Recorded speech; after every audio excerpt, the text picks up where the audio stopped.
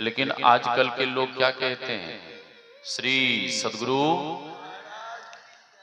आजकल के लोग कहते हैं कि जो मन है सो खाओ और जो मन है सो पियो, जो मन है सो करो। एक बार भगवान का नाम ले लो, बेड़ा पार हो जाएगा। हाँ, रावण का नहीं हुआ, हिरण्यकशिपु हिरण्याक्ष का नहीं हुआ, तो आज के कलयुगी मानव का कैसे हो जाएगा? मुश्किल है। इसी इलाके के एक बहुत बड़े महापुरुष हुए, घर परिवार में रहे, गृहस्थ जीवन में रहे, लेकिन बड़े ही विद्वान। उनका नाम ब्रह्मलीन पूज्यपाद स्वामी श्री सुखदेवानंद जी महाराज। वो कहा करते थे बराबर, प्रवचन में मैंने सुना है, बराबर कहा करते थे, आंधर गुरु बहर चेला, दोनों नरक में हाँ ठेलम ठेला। और वो ये भी कहा करते थे, गुरुआ मन मन गाजत है, चेलवा से कछु लेव, चेलवा मन मन सोचत है, गुरु को कछु न देव। ठीक है। हाँ, सहजोबाई कहती हैं, सहजो गुरु बहुतक फिरै, ज्ञान ध्यान सुधि नाही, तारी सके नहीं एक को, गहे बहुत की बाह। आजकल एक महात्मा ने एक सत्संगी से कहा, जय गुरु महाराज। अब सत्संगी कुछ नहीं बोले। फिर महात्मा ने दोबारा कहा, जय गुरु महाराज। सत्संगी कुछ नहीं बोले। महात्मा ने पूछा, क्या हुआ, आप कुछ बोल क्यों नहीं रहे? तो सत्संगी कहता है, हम क्या बोलेंगे, हम तो दूसरे मत में चले गए, और दूसरे मत में 2 मिनट में ही भगवान के दर्शन हो जाते हैं। हाँ, मतलब परमात्मा साग सब्जी है कि 2 मिनट में जाके कहीं से उठा के ले आए। हाँ, जैसे तैसे गुरु के चरण शरण में जाने पर उद्धार नहीं होगा। गुरु भी पूरे होने चाहिए और शिष्य भी सच्चे होने चाहिए। एक लड़का एक गुरुजी के पास गया, कहने लगा, गुरुजी हमें चेला बना लो। ठीक है, बन जाओ चेला। बन गया चेला। अब चेला कहने लगा, गुरुजी आप गुरु, मैं चेला, कुछ सुनाओ।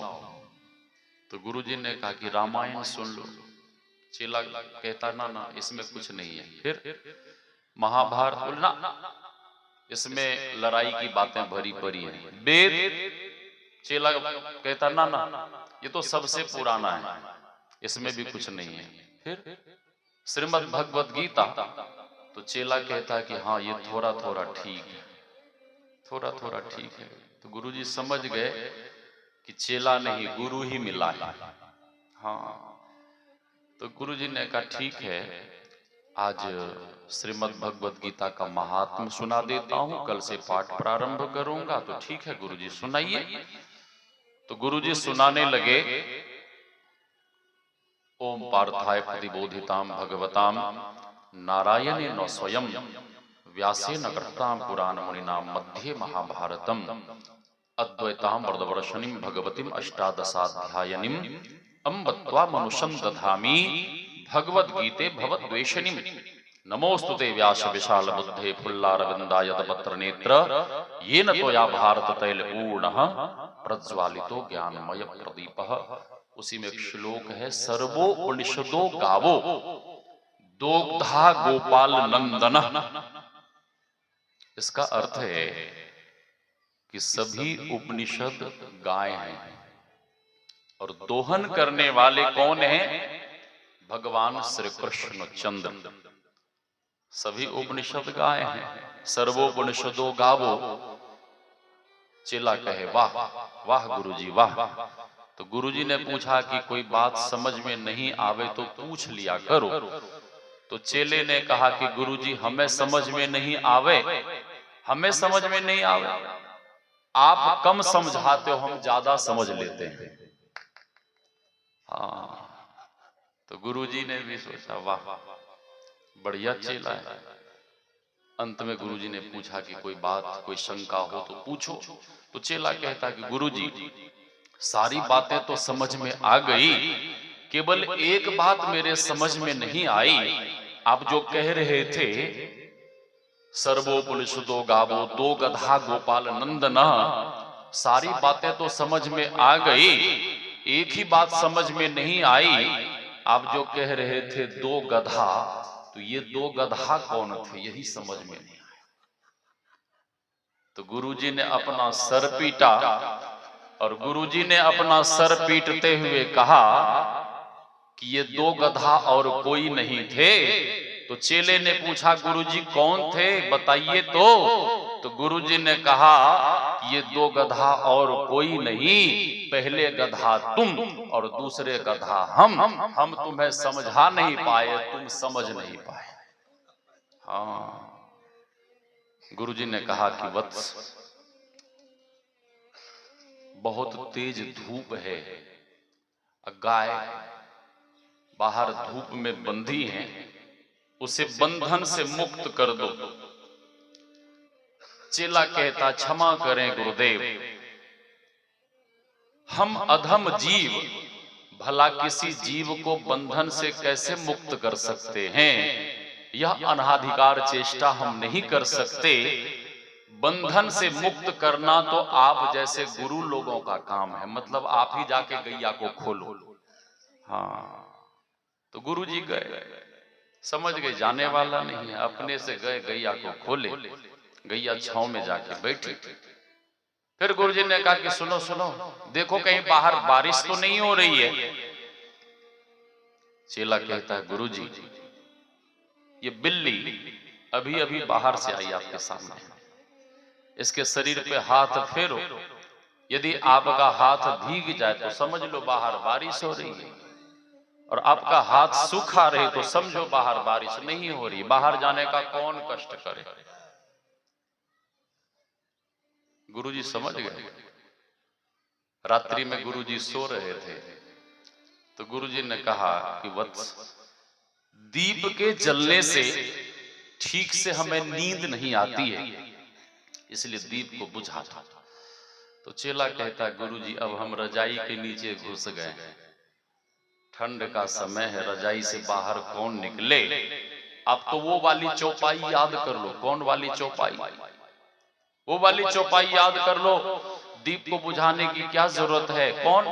मुंदऊ नयन कतऊ कछु नाही, आंख मूंद के सो जाओ, दीप को बुझाने की क्या जरूरत है। तो गुरुजी अपने से उठे, दीप को बुझाए, रात्रि में सोए, और सुबह जब जगे भजन पूजन के बाद एक सेठ जी उधर से आए, गर्मा गर्म मोतीचूर लड्डू प्रसाद हनुमान जी को चढ़ाया, और गुरुजी को जाके दे दिया कि अपने चेलों में बांट देना। और गुरुजी लड्डू प्रसाद लेकर जैसे ही आगे बढ़े तो सबसे पहले वही बतकट चेला सामने आया। अब उस चेला को लगे कि पता नहीं गुरुजी हमें प्रसाद देंगे कि नहीं देंगे, हमने कई बातों को काट दिए। तो गुरुजी ने बड़े प्यार से कहा कि वत्स ये हनुमान जी का चढ़ाया हुआ लड्डू प्रसाद है, खाओगे? वो चेला कहता है क्षमा करें गुरुदेव, आपकी चार चार आज्ञाएं हमने नहीं मानी है, और ये पांचवी आज्ञा भी नहीं मानूंगा तो घोर नरक में चला जाऊंगा। लड्डू तो जरूर खाऊंगा, लड्डू नहीं छोड़ूंगा। अगले दिन निमंत्रण था उधर कोस्कापुर के तरफ। गुरुजी पैदल पैदल चलते थे, गुरुजी थोड़े स्पीड में चलते थे। चेला मोटा तगड़ा था, धीरे धीरे मस्त भरी चाल में चलता था। गुरुजी वहां पहुंच गए, गुरुजी की पूजा आरती हो रही है। हाँ सॉरी, गुरुजी वहां पहुंचे, भक्त लोगों ने जल लाया, हाथ पैर धो रहे थे, और हाथ पैर जब धो रहे थे तो हाथ मुंह धोने के बाद गुरुजी कांधे पर जब हाथ देते हैं तो देखते हैं कि गमछी गायब। तो गुरुजी ने पूछा रही मेरी गमछी क्या हुई? तो चेला कहता है कि गुरुजी आपकी गमछी तो रहरिया के खेत में ही गिर गई थी, तुमने उठाया नहीं। चेला कहता गुरुदेव आपकी आज्ञा होती, आप आदेश देते तब तो उठाते, तुमने गिरते हुए। हाँ मैंने तो तब से देखी, जब आप कुटिया से चले थे तब से आपकी गमछी पीछे के तरफ खिसक रही थी। गुरुजी ने बहुत डांटा फटकारा, आश्रम आए। गुरुजी यही हमें समझा बुझा कर कह दीजिए क्या उठाना है क्या नहीं उठाना है, आप भक्त लोगों के बीच डांटते हैं, अच्छी बात नहीं है। तो गुरुजी ने कहा सुनो, जब मैं मार्ग में आगे चलूं तो एक बात का ध्यान रखना कि मेरे पीछे कोई पड़ी हुई गिरी हुई वस्तु मिले तो उसे उठा लिया करना, ठीक है गुरुजी।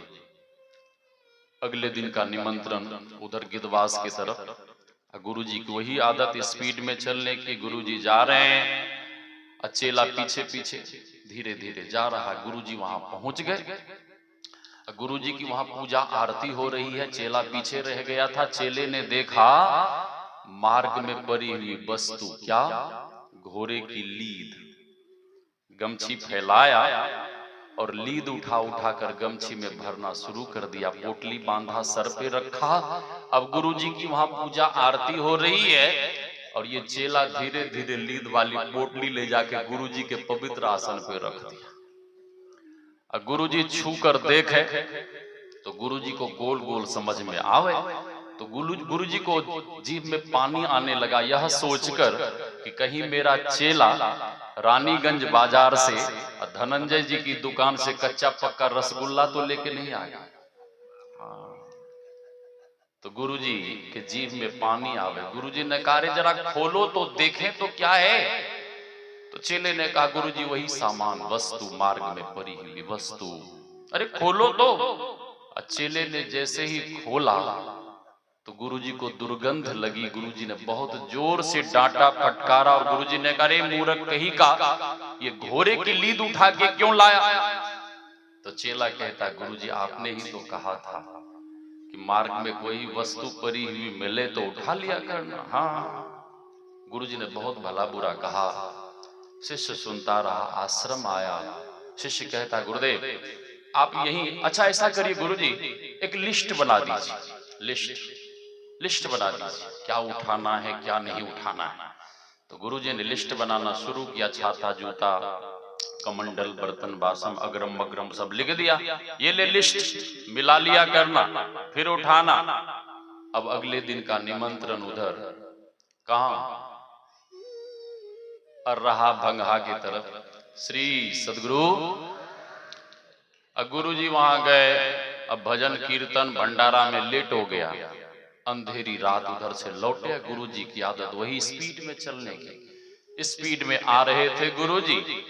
चेला पीछे मस्त भरी चाल में चल रहा है, आ रहा है। गुरु जी को अंधेरे में दिखा नहीं, रास्ते के बगल में एक सूखा कुआं था। गुरु जी स्पीड में जो चल रहे थे हड़बड़ा के उसी सूखा कुआं में गिर गए, सूखे कुएं में गिर गए।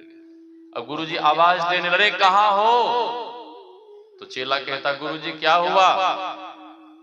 गुरु जी ने कहा तुम्हें दिख नहीं रहा, कुआं में गिर गए, जल्दी निकालो। तो चेला कहता गुरु जी आप थोड़ी देर शांति से कुआं में ही बैठे रहिए, पहले आपका जो दिया हुआ लिस्ट है वो हमें निकाल लेने दीजिए। चेला कुआं पे आराम से बैठा, कुआं के उस पे किनारे में, और लिस्ट निकाला और लिस्ट को पढ़ने लगा। छाता जूता कमंडल बर्तन वासम अगरम बगरम सब पढ़े और लिस्ट को इधर से उधर उल्टावे और लिस्ट में गुरुजी का नाम खोजे कि गुरुजी का नाम कहां है। नाम मिले तो गुरुजी को निकाले और नहीं मिले तो कोई बात नहीं, परे रहो कुआं में। हाँ, तो गुरुजी ने पूछा रे क्या कर रहे हो? तो चेला कहता गुरुजी आपके दिए हुए लिस्ट को पढ़ रहा हूं कि आपका नाम किधर लिखा हुआ है। तो गुरुजी ने कहा मूर्ख कहीं का, हम कोई सामान थोड़े ना जो मेरा नाम उसमें लिखा रहेगा। तो चेला कहता गुरुजी ये देखो आपका दिया हुआ लिस्ट है, आपका लिखा हुआ सब कुछ है। जब इस लिस्ट में आपका नाम है ही नहीं तो आपको हम कुआं से क्यों निकालें? कुआं में ही पड़े रहो और कुआं में ही बैठकर भजन करो। गुरुजी समझ गए कि निकालने वाला नहीं है, तो गुरुजी ने बहुत हल्ला गुल्ला किया।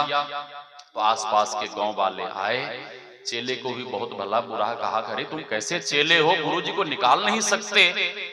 तो चेले ने कहा कि ये देखो गुरुजी का दिया हुआ लिस्ट है, इसमें कहीं गुरुजी का नाम नहीं है। तो लोग समझ गए हाँ किसी धंगर चेला है। हमारे गुरु महाराज कहा करते थे कि गुरु होने चाहिए, गुरु नहीं। और जब तक पहुंचे हुए संत सदगुरु का चरण शरण ग्रहण नहीं करेंगे और उनसे युक्ति जानकर साधना नहीं करेंगे, भजन नहीं करेंगे, तब तक उस पूर्ण ब्रह्म परमात्मा की पहचान नहीं हो सकती। गुरु कैसे होने चाहिए? शास्त्र में आया है, भिद्यते हृदय ग्रंथिस छिद्यन्ते सर्व संशयाः क्षीयन्ते जास्य कर्माणि तस्मिन् दृष्टे परावरे। और हमारे गुरुदेव ने पदावली में लिखने की कृपा की है, मुक्ति मार्ग जानते साधन करते नित्य, साधन करते नित्य सतचित जग में रहते, दिन दिन अधिक विराग प्रेम सत्संग सो करते, दृढ़ ज्ञान समुझाए बोध दे कुबुद्धि को हरते, संशय दूर बहाए संत मत स्थिर करते, में ही ये गुण धर जोई गुरु सोई सतचित्त, मुक्ति मार्ग जानते साधन करते नित्य। संशय संशय दूर बहाए। संशय संशय आपका तब दूर होगा जब पहुंचे हुए संत सदगुरु का चरण शरण ग्रहण करेंगे। परम संत बाबा देवी साहब का जब दर्शन गुरुदेव को नहीं हुआ था, सानिध्य प्राप्त नहीं हुआ था, तो गुरुदेव जहां कहीं भी जाते थे, जिस किसी भी गुरु के पास जाते थे, शिक्षा दीक्षा लेते थे, भजन करते थे, लेकिन गुरु महाराज का संशय दूर नहीं होता था।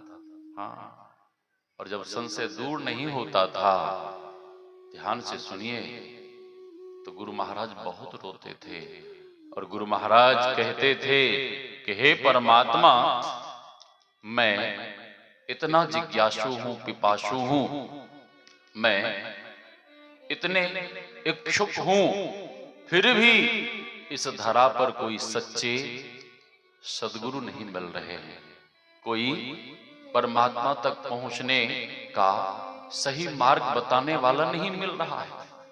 संत तुलसी साहब की वाणी में, कोई भेंटे दीन दयाल डगर बतलावें, जेहि घर से आया जीव तहां पहुंचावें, दर्शन उनके उर्माही करें बड़भागी, तिनके तरने की नाव किनारे लागी, कहीं वे दाता मिल जाएं करें भवपारी, बिन सदगुरु के दृग जीवन संसारी। एक दिन गुरुदेव अनायास कुछ बोलने लगे। गुरुदेव कहने लगे कि मैं बहुत बड़ा सौभाग्यशाली हूं कि मुझे पहुंचे हुए परम संत बाबा देवी साहब जैसे गुरु मिल गए। और वहीं गुरुदेव के सामने एक प्रोफेसर साहब बैठे हुए थे। प्रोफेसर साहब कहते हैं कि हुजूर, मैं भी कम सौभाग्यशाली नहीं हूं। तो गुरुदेव गौर से देखने लगे प्रोफेसर साहब को और प्रोफेसर साहब से कहते हैं कि आप अपने आप को सौभाग्यशाली कैसे मान रहे हैं? प्रोफेसर साहब कहते हैं कि सरकार, आपको सदगुरु की खोज में न जाने कहां कहां भटकना पड़ा, कभी इस प्रदेश में, कभी उस प्रदेश में, कभी यहां, कभी वहां, लेकिन मैं कितना सौभाग्यशाली हूं कि मुझे यहां वहां कहीं भटकना नहीं पड़ा, कहीं खोजना नहीं पड़ा। मुझे इस बिहार की धरती पर बैठे बैठे, मुझे बिहार की धरती पर ही बैठे बैठे आप जैसे पहुंचे हुए संत सदगुरु मिल गए। हाँ। कोई भेंटे दीन दयाल डगर बतलावे। गुरुदेव के पास जब बाबा साहब जाते तो बाबा साहब पूछते कि लाला कितने दिनों के लिए आए हो? तो गुरु महाराज कहते 15 दिनों के लिए आया हूं। तो बाबा साहब डांटते फटकारते और कहते अभी यहां से भागो, जाओ यहां से अभी। हाँ, झोला झंडा फेंक देते। और जब बाबा साहब गुरुदेव जाने लगते तो बाबा साहब गुरुदेव को पकड़ लेते, पटक देते, सीने पे चढ़ जाते और कहते कि जाओ तो कैसे जाते हो, जाओ तो कैसे जाते हो? तो गुरुदेव कहते ठीक है सरकार, अब मैं नहीं जाऊंगा। बहुत डांटते। अन्य शिष्य कहते कि आप लाला को इतना डांटते हैं, ये दूर देश परदेश से आया है, कैसे रहेगा? आप इतना क्यों डांटते हैं? तो बाबा साहब कहते अरे तुम लोग नहीं जानते हो, मैं जिस तरह से संत मत के ज्ञान में दृढ़ हूं, मजबूत हूं, उसी तरह से लाला को भी संत मत के ज्ञान में दृढ़ और मजबूत बनाना चाहता हूं। जिस तरह से संत मत से हमें कोई डिगा नहीं सकता। लोग कहते हैं ना 2 मिनट में भगवान के दर्शन, 2 मिनट में। हाँ, एक मंदिर में भीड़ लगी थी, कुछ वहां पे रहते हैं पंडित लोग, अब बहुत भीड़ रहती है तो पंडित लोग कहते हैं कि 2 मिनट में भगवान के दर्शन, 2 मिनट में भगवान के दर्शन। कैसे? 50 रुपए दो, 2 मिनट में हम भगवान के दर्शन करा देंगे। तो उसमें एक भक्त था, थोड़ा कंजूस टाइप का था, तो उसने कहा कैसे कराओगे? 50 रुपए दो, अभी 2 मिनट में हम भगवान के दर्शन करा देंगे। अब वो 2 मिनट सुनते सुनते परेशान हो गया था। तो सेठ ने कहा कि हमें दर्शन नहीं करना है, तुम ही हमें 50 रुपए दे दो, हम दर्शन किए बिना लौट जाएंगे, हम नहीं दर्शन करेंगे, ऐसे ही लौट जाएंगे। हाँ, बाबा साहब ने कहने की कृपा की कि लाला ये अंत साधना, सूक्ष्म साधना, दृष्टि योग की क्रिया बहुत कठिन है। इस साधना को करने में, सफल होने में मुझे 32 वर्ष लग गए। कितने वर्ष? 32 वर्ष लगे।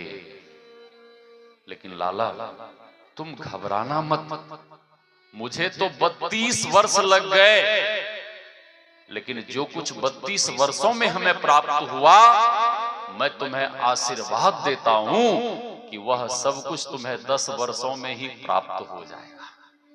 हाँ, जो आपके लिए कठिन है, जो आपके लिए असहज है, जो आपके लिए दुर्लभ है, वह सद्गुरु जिनके ऊपर करुणा करते हैं, दया करते हैं, कृपा करते हैं, उनके लिए सहज ही में उन्हें मिल जाता है, प्राप्त हो जाता है।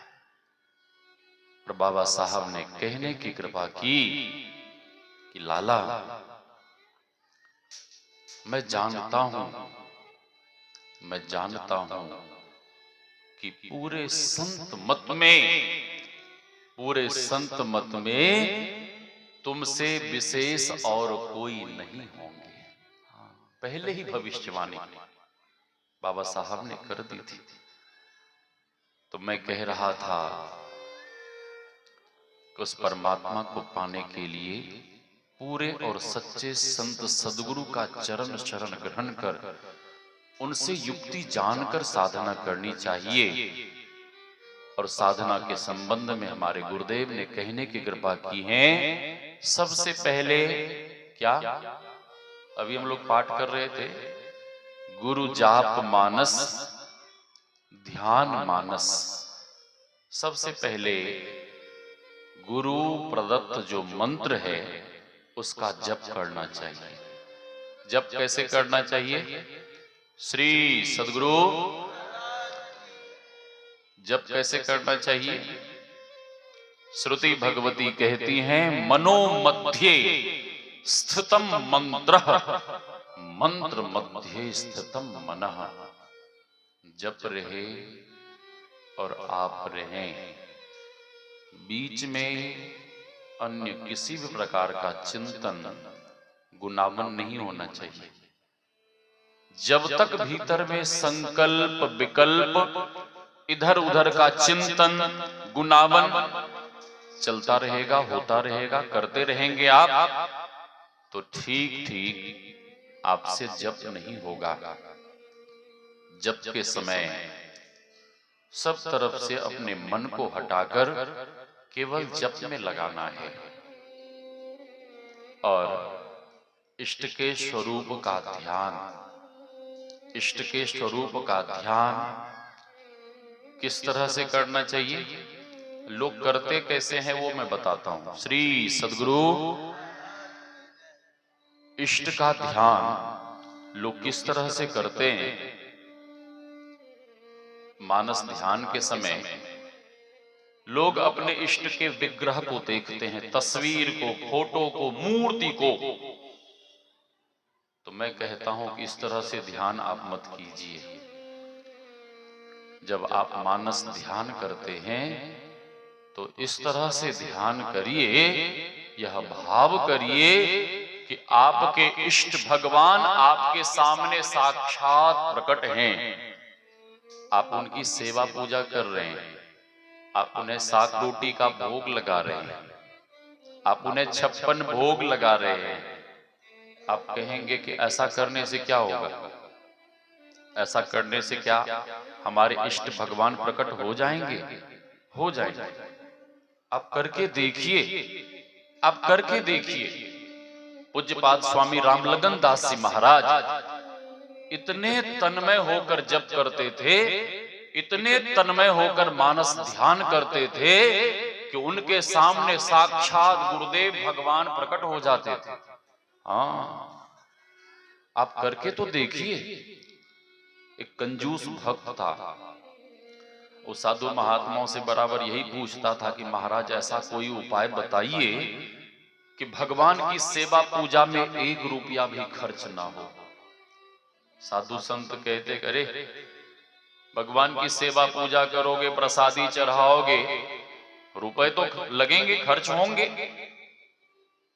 एक चतुर संत मिले, उन्होंने कहा, अरे भगवान की सेवा पूजा में रुपया पैसा क्यों खर्च करना?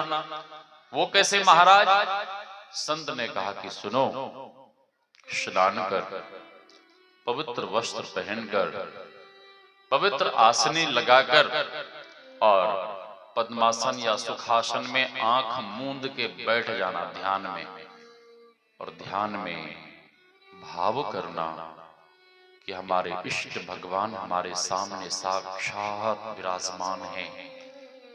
हम उनकी सेवा पूजा कर रहे हैं, हम उन्हें भोग प्रसादी ग्रहण करा रहे हैं, हम उन्हें 56 भोग लगा रहे हैं, हम उन्हें वस्त्र अर्पण कर रहे हैं, हम उन्हें सोने चांदी हीरे मोती चढ़ा रहे हैं।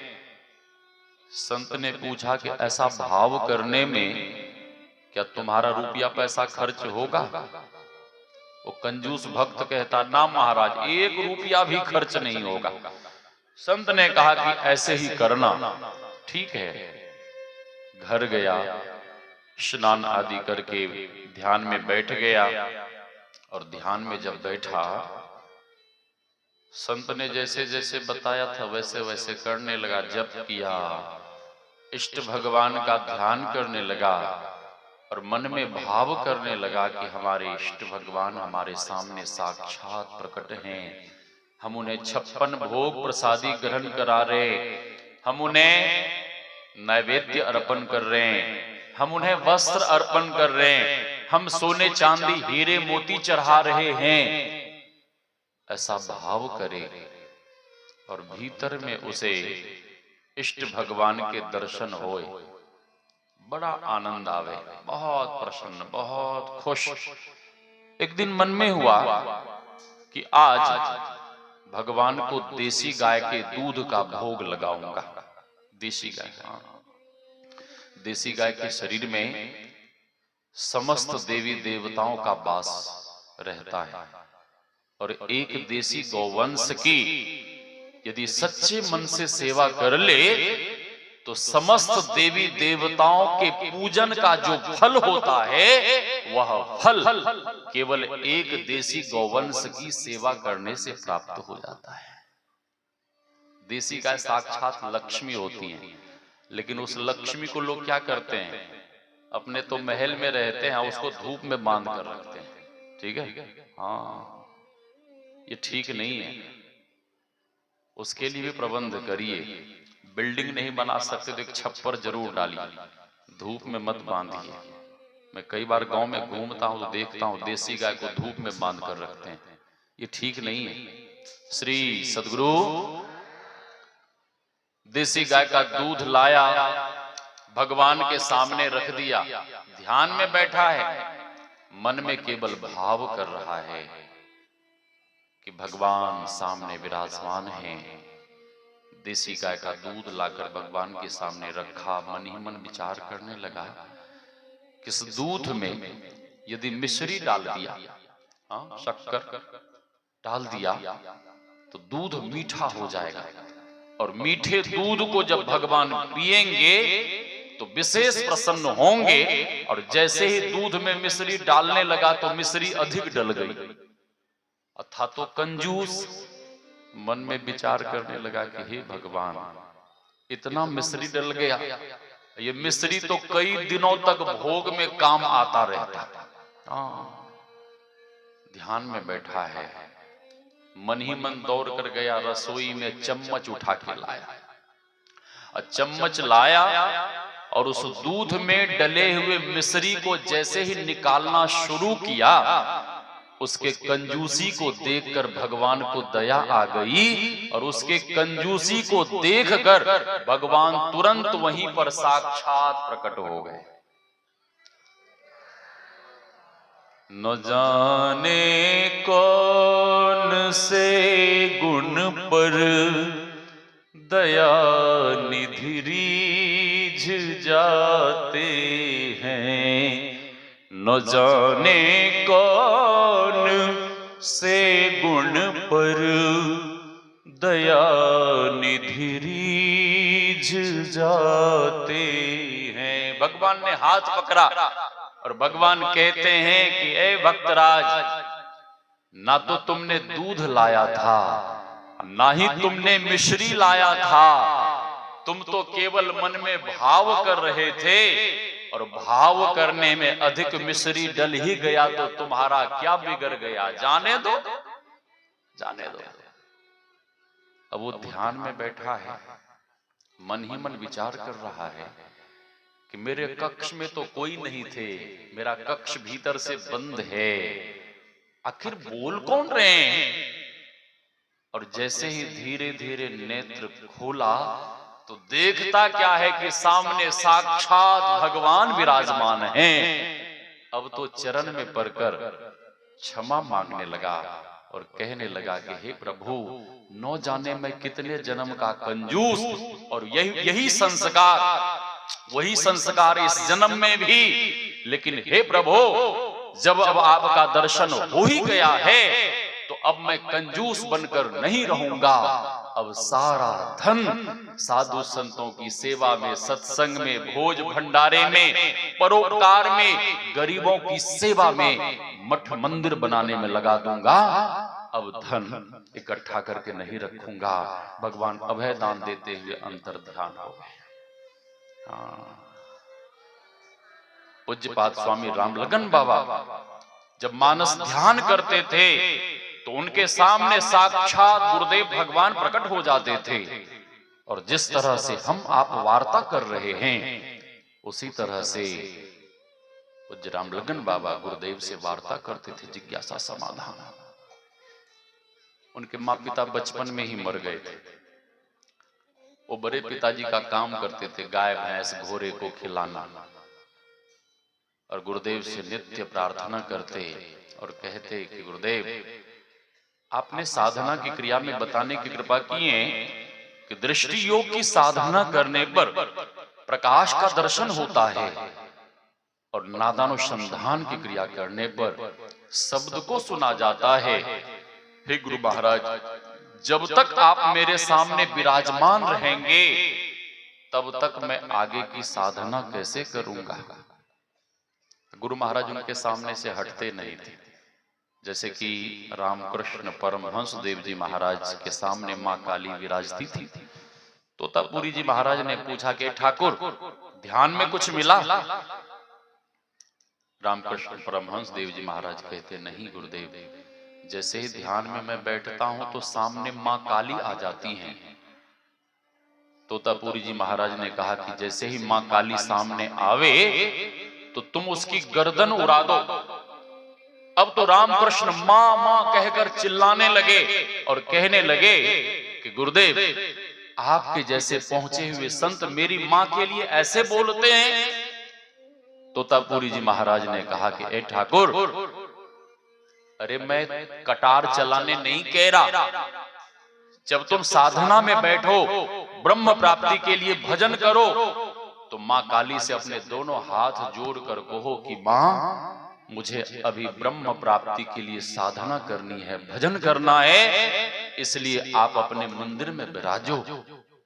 तो पूज्य रामलगन बाबा भी कहते कि गुरुदेव जब तक आप मेरे सामने विराजमान रहेंगे तब तक मैं आगे की साधना कैसे करूंगा। एक दिन सुबह सुबह रोने लगे, बहुत रोए बहुत रोए और कहने लगे कि हे गुरु महाराज, कब मैं प्रकाश को देखूंगा, कब मैं शब्द को सुनूंगा। बहुत रोए। रोना जब कम हुआ, बोरी लिए, खुरपा उठाए, घास छीलने के लिए खेत के अड्डे पर चले गए। और खेत के अड्डे पर जैसे ही बैठे, चुखमुख होके, जैसे गौदोहन के लिए बैठते हैं ना, जैसे ही बैठे तो उनकी आंखें बंद हो गई। सुबह सुबह गए थे, आंखें बंद हो गई, और बंद हो गई तो हो गई। सुबह सुबह गए थे और जब उनकी आंखें खुली तो देखते क्या है कि सूर्य भगवान पश्चिम दिशा में। उन्हें हैरानी हुई, आश्चर्य हुआ, और उन्हें लगा कि लगता है कि मैं ध्यान में चला गया था, समाधि में चला गया था। तो गुरु भाइयों ने पूछा कि आप जो खेत के अड्डे पर दिन भर बैठे रह गए, क्या हुआ, क्या मिला। तो पूज्य रामलगन बाबा रोते हुए कहने लगे कि अरे जिस प्रकाश और शब्द को पाने के लिए गुरु महाराज से वर्षों से मैं प्रार्थना करता रहा, गुरु महाराज के सामने रोता रहा, वह प्रकाश और शब्द गुरु महाराज की कृपा से हमें खेत के अड्डे पे ही बैठे बैठे प्राप्त हो गया। हाँ, गुरु महाराज की वाणी में है ना, गुरु दाता दयाल वह काटे यमजाल, पल में क्या है, पल में कर दे निहाल। ठीक है, जिनके ऊपर सदगुरु की दया हो जाए, मेहर हो जाए, गुरुदेव ऐसे शिष्य को पल भर में निहाल कर सकते हैं। तो संत सदगुरु का चरण शरण ग्रहण कर, उनसे युक्ति जानकर हम आपको नित्य नियमित रूप से मुस्तैदी के साथ साधन भजन करना चाहिए।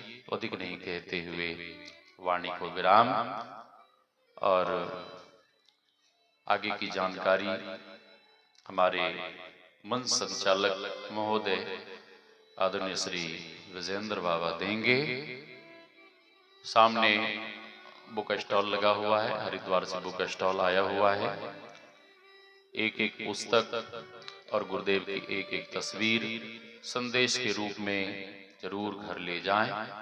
मैंने कल भी कहा था कि लोग अपने घरों में जैसे तैसे तस्वीरों को लगाते हैं, फोटो के ही, और जैसे तैसे फोटो को कई घरों में मैं जाता हूं तो दीवार में जैसे तैसे अब मैं साफ साफ खुल के कह नहीं सकता, आप लोग समझ गए होंगे।